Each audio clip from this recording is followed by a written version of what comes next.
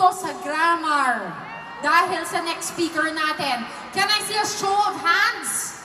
Because I'm sure it's going to be very encouraging to her, to show her na talagang may natutunan kayo sa content niya. Can I see a show of hands? Sino ang natuto kay Coach? Kay Coach Laika! So today she is here to discuss Sustainable Development Goal number 4, Quality Education. And her talk is titled Soft Skills Education and Why It is Essential for Future Success. Everybody, author, speaker, and the creator, influencer, and your favorite TikTok coach, Laika Maravilla! Hello everyone!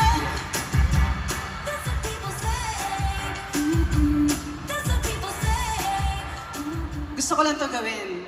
Good afternoon, Mo Arena! Hey! Alright, so I have limited time with you. At kung kaya natin matuto ng basic subject verb agreement sa loob ng 1 minuto, I'm hoping that you can pick up a lot from this 20-minute talk from me. So, na-introduce na kanina ang topic natin, SDG 4, so quality education. And as someone who believes that every Filipino, actually every person deserves quality education, yan ang pag-uusapan natin ngayon. Now, we are going to talk about soft skills. And introduce natin yung technology ngayon kasi itong ating malaking LED screen ay touch screen. Ayan, para i-present na yung slides ko. Ayan. So, soft skills ang pag-uusapan natin. And we have a couple of objectives, no? But, nireword ko yung ating medyo lengthy na title into this. Ayan, sige, touchscreen yan eh. Pero Bluetooth, lipat, medyo, wait lang. The Bluetooth device is connecting. Wait, next. Ayan.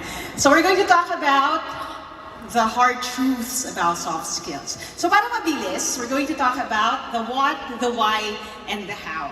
So what are soft skills? Why do they matter? And how can we improve? Ayokong wala kayong take away from this talk. So, next slide na tayo agad-agad. Ano ang difference ng hard skills and soft skills? Pag-usapan natin yan in this new Learn with Laika live. Hindi na video. Anyway, so quickly lang, when you talk about hard skills, I also call them paper skills. Ang ibig sabihin nun, you can have yourself certified, bookkeeping, alam niyo yun, transcribing, language skills. These are things that you could learn in a classroom setting. Yan yung pinaka-basic na definition yan. Now, soft skills are different kasi it's harder to quantify. And actually, ang old definition niya, this is an old definition, it's more of the skills that you learn outside. It's people skills. It's how we interact with other people. It's how we problem solve. Creative ka ba? And if you think about it, yung traditional na classroom learning does not cater to that. So now the struggle becomes, how do we have both paper skills, as inyo nasa diploma, nasa mga certificate, and bilang mga youth leaders kayo who took time out of your day to come here and learn. Alam ko marami rin kayong mga ganon. Pero ano naman yung soft skills na side? Now, kung paper skills ang hard skills, I call soft skills yung ating namang people skills. How we interact with people, how we communicate effectively, and how do we adapt sa changing the circumstances. Now, why is this important? Next slide tayo. O, di ba? Dire-remote natin malayuan. Now, this is from an article from Forbes. Sabi nila, may 11 essential soft skills. These are for people who want to ensure their future. Now, I don't want to scare you, no, young people, young leaders, but I think we all know na merong rise of AI. Familiar with AI? Yeah? Nagawa niyo na ba yung TikTok trend na inaakap? Yeah, yung 2 pictures, yeah? O, di ba? Yun. So, ibig sabihin lahat tayo, in one way or another, touched by AI na. And one of the most asked questions when I talk in schools na mga people of your generation is, Coach, paano kami? if AI steals the people's jobs. Now, it's an entire conversation, but what I want to share here is, now more than ever, your soft skills will change the game for you. Kasi ano ang hindi kayang gawin ng AI? Ang hindi kayang gawin ng AI ay yung human touch. Tama? Kung paano tayo makipag-usap. Kung paano tayo mag-empathize. So, if a computer can do a lot of these things, ang limitation niya ay yung binigay lamang or alam lamang niya. Tayo, we can take things further. Dahil tao tayo, creative tayo. Okay? But the question now becomes, how do we do that? Now, this is very important for me to land. Okay? Papahirapan natin yung mga nagko-cover, silakad ako ng lakad. So, pasensya na po kasi lagi nila ako nakikita sa screen na nakaupo. Pagkakataon na nilang malamang may paa po ako at opo, matangkad po ako. Okay. So, next slide tayo. This is very important for you to remember. Hard skills set you up. Tama? If you are seeking to get hired, get an internship, maybe get opportunities in the future, yung nakalista, proficient in Microsoft Word, Microsoft Excel, right? Marunong kayo ng Java, marunong kayo mag-code. Those are skills that will set you up for your future. But, young leaders, your soft skills will set you apart. Pakibasa nga. Hard skills. Skills set you apart. Nasusundan? So kung gusto niyo mag-stand out from the crowd, you need to work on your soft skills. Now, paano natin yun gagawin? Next slide tayo. Balikan natin itong 11 essential soft skills. Ngayon, kulang ang oras ko para i-train kayo sa lahat ng soft skills na ito. Some of these I already covered in my videos, whether on TikTok or on YouTube. So we're going to focus on the one na nasa bandang gitna, na if you think about it, connected siya sa lahat. Which is, yung next slide natin, it's all about communication. Yan, next slide tayo. Okay, so communication. Kumusta kayo mag-communicate? Okay? Now, I'm an elder millennial, no? And some of my friends, my batchmates, mga bosses na sila sa companies. And they would tell me sometimes, you know, it's hard to communicate with the Gen Z kasi they speak in syllables. Right? One syllable. Oof. Sheesh. Tapos yung mga iba, parang, ano daw? Where's, di ba? Parang, it's giving. Giving what? Right? Because when you communicate with the same people na naiintindihan kayo, that's okay. But when you're talking about reaching an even bigger audience, you need to learn how to communicate better. So target natin this afternoon, as the teacher I am, is to hopefully improve your communication in a few minutes. Yan ang challenge that I will try to take on. Next slide tayo. Now, what we're going to talk about ngayon are the E's of communication. Medyo malapit tayo sa mga e-com building dito, no? Sa Pasay. Pero ang e-communication basically means yung internet way, the new way of communication. Next slide. Dati, ang goal when you communicate, you have to be both effective and efficient. Anong pinagkaiba nun maliban sa spelling? Okay. Now, quickly lang, when we say it's effective, ibig sabihin the message can be understood clearly, naintindihan. Kapag na-fulfill niya ang kanyang purpose, siya ay effective. Ang efficient naman is the message delivered quickly. Ibig sabihin, kung naintindihan nga pero 2 araw ka naman nagsasalita, hindi ka naman efficient. Tama? So you need to be both.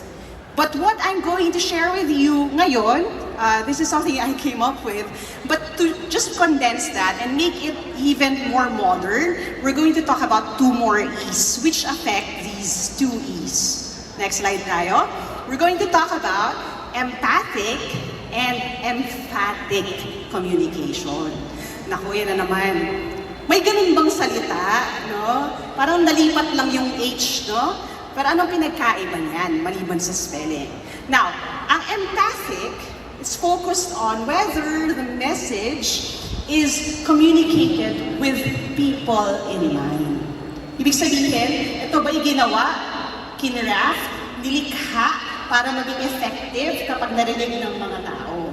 At emphatic naman, ang tandaan ninyo para madaling tandaan, yung word na emphasize. Diba? If you're emphasizing something, ibig sabihin, sinestress mo siya, gusto mo siyang maipaliwanag ng maayos, gusto mong mailand yung message mo. If you want to emphasize something, then it becomes emphatic communication.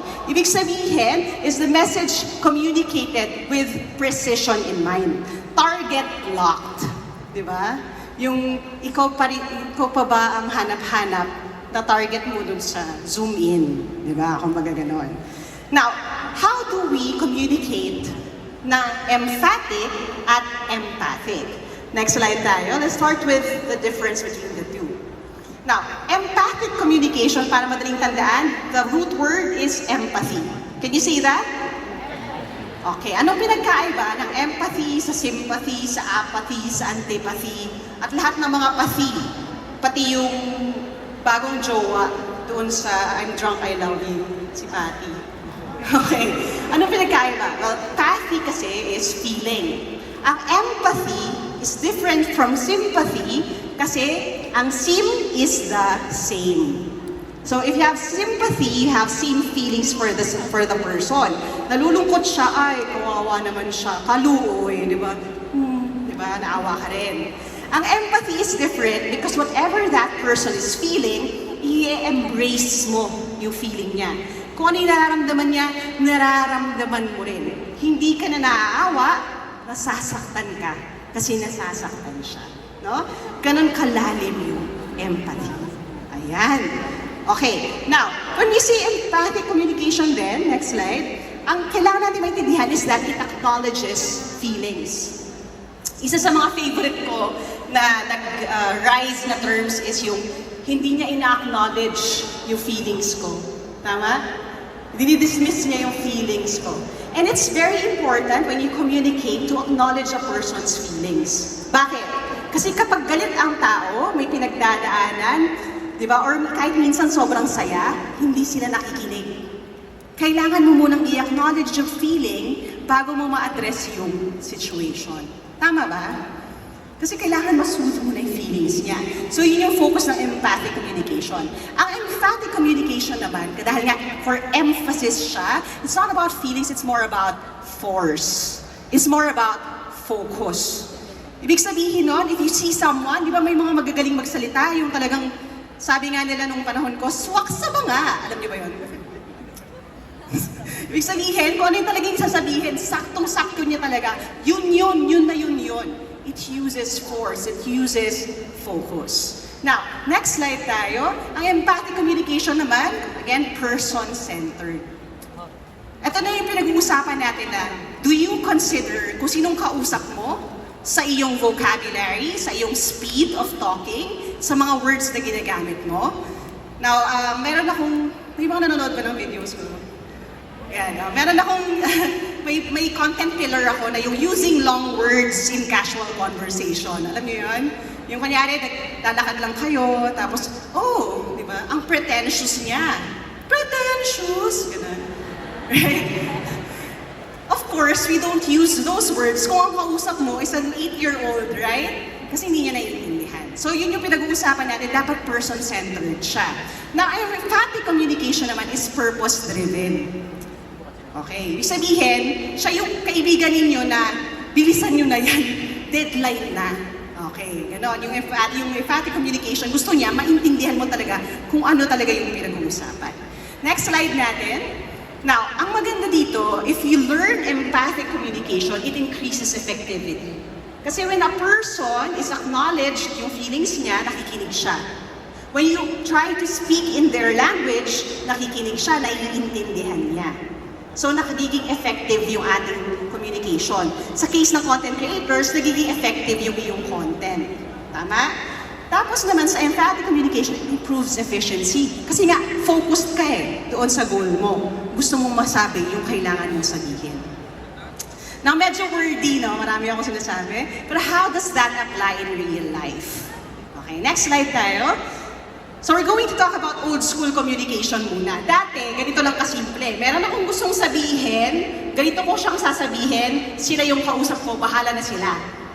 Okay, ibig sabihin nun, ang goal ko lang kapag umakyat ako sa stage is magsalita. Pero hindi na yan ganyan ngayon. Next slide tayo. Ang goal na natin is emphatic communication, which means, anong gusto kong sabihin?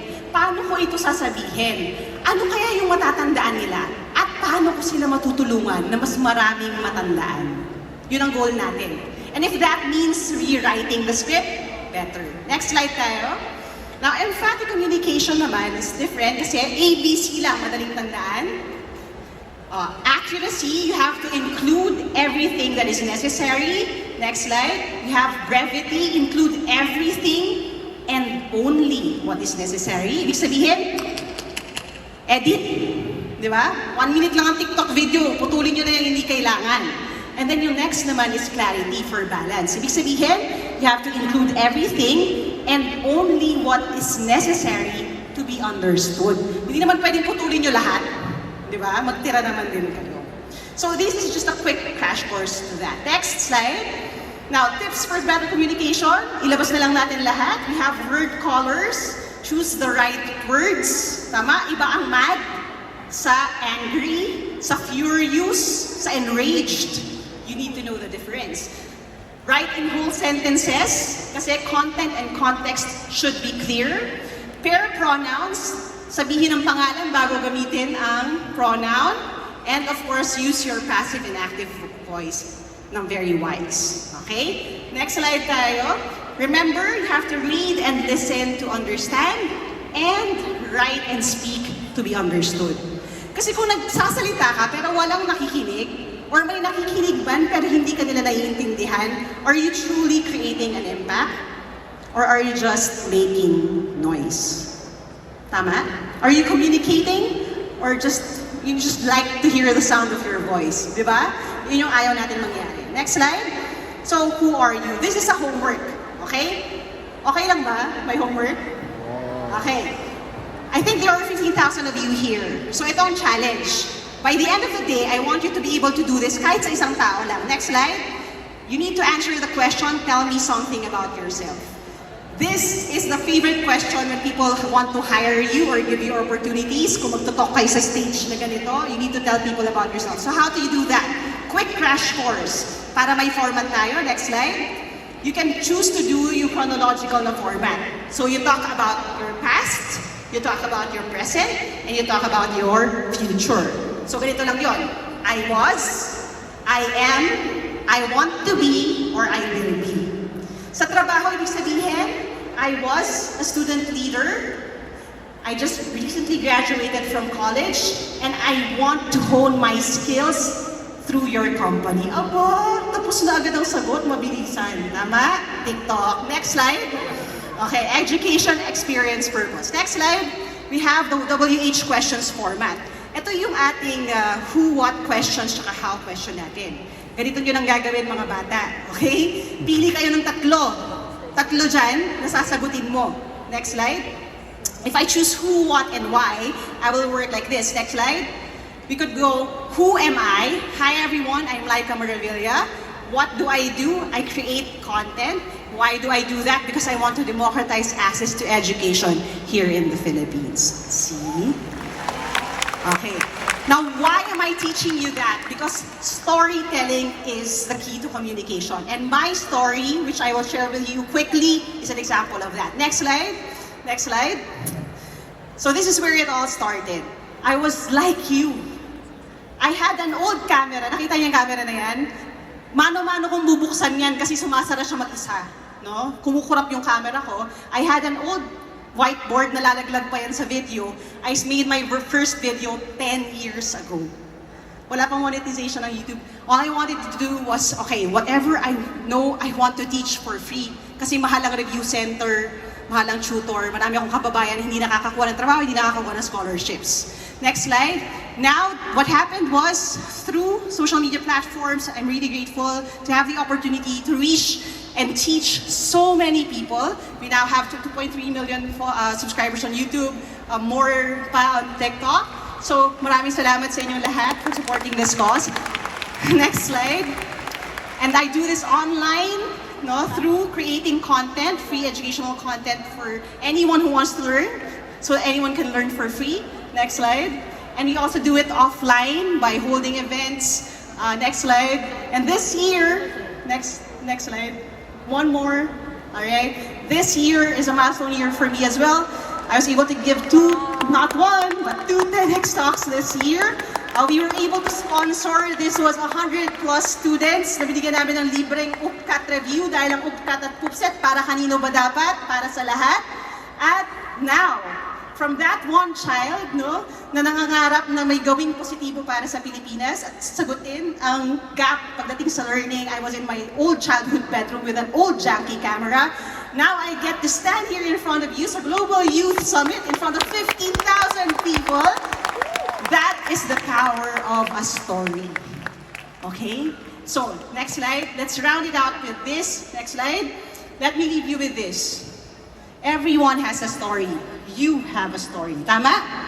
Every one of us has a story. We all have a powerful story, a big dream.